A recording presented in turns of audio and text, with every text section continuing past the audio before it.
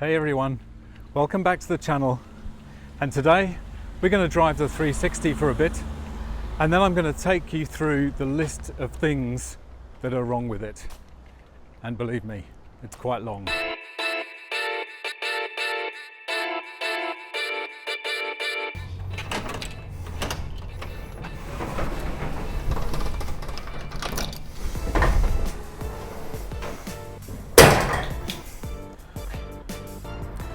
The first thing you'll notice is that we've got a gazebo in here because the rain leaks through the roof of the garage and deposits paintwork onto the car like that, which is annoying. Anyway, here she is.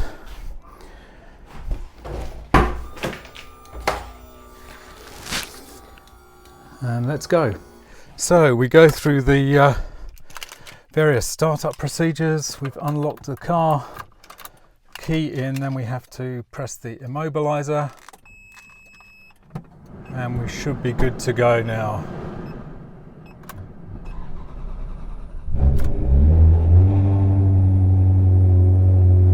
Fantastic.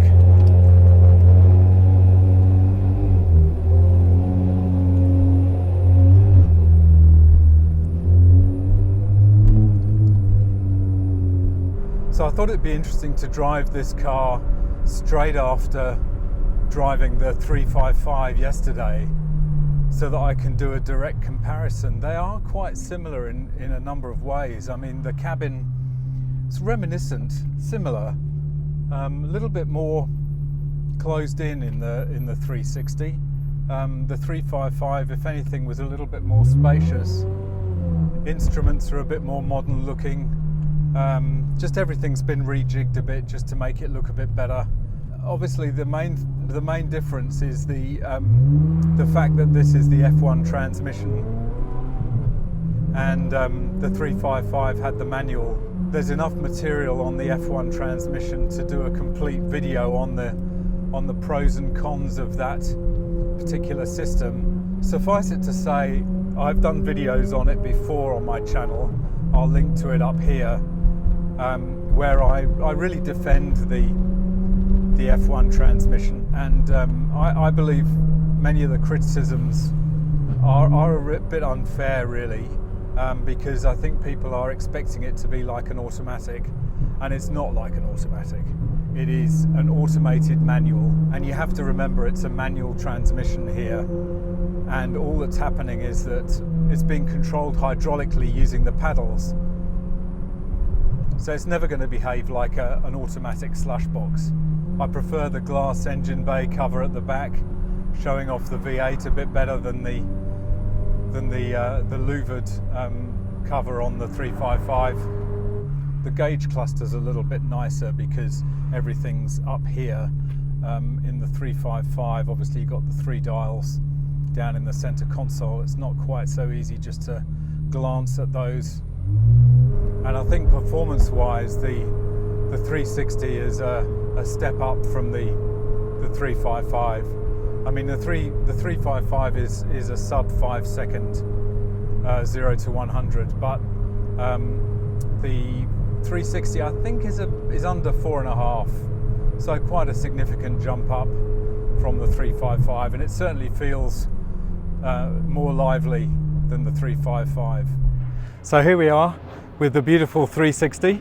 I'm just going to go through this list of some of the things that need to be done on the car, just for your information, and just to let you know what we're going to be doing with the car going forward.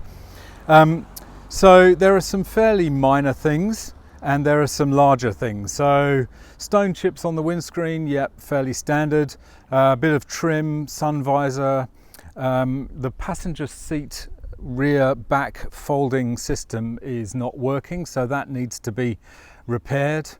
One of the issues that's quite common with these cars is the dashboard leather can get slightly wrinkled, and that's due to the sun obviously shrinking the leather a little bit. That can be treated with some leather treatment, which will kind of moisturize the leather again and get rid of those wrinkles.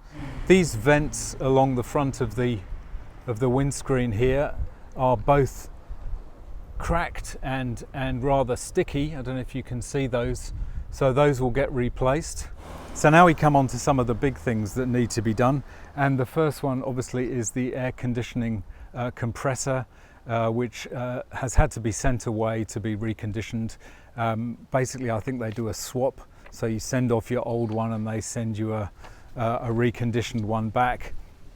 At the moment I've got no air conditioning in the car, which is obviously unpleasant in summer, and we're just about to get a thunderstorm, so if I get rained on or I have to stop suddenly, apologies.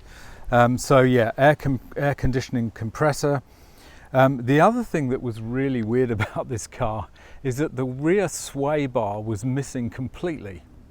Now, I don't know whether they had an aftermarket one on there and they just took it off before they sold it, but that was a bit crap not to have one of those. So I was able to find one on eBay pretty cheaply. That came a couple of weeks ago, and Andrea will be fitting that together with the air conditioning compressor. The final thing that's going to be done is the oil to water intercooler, or heat exchanger as it's called, and this is the heat exchanger that takes the oil out of the gearbox and cools it through the cooling system, and then pumps the oil back into the gearbox.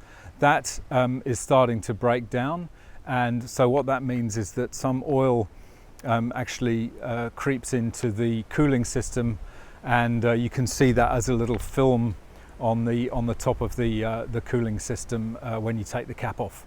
So those are the three main things: the air conditioning, the sway bar, and the heat exchanger. The little trivial things, they're things I'm probably going to get done over the months and years ahead while I own this car. There's nothing urgent about them.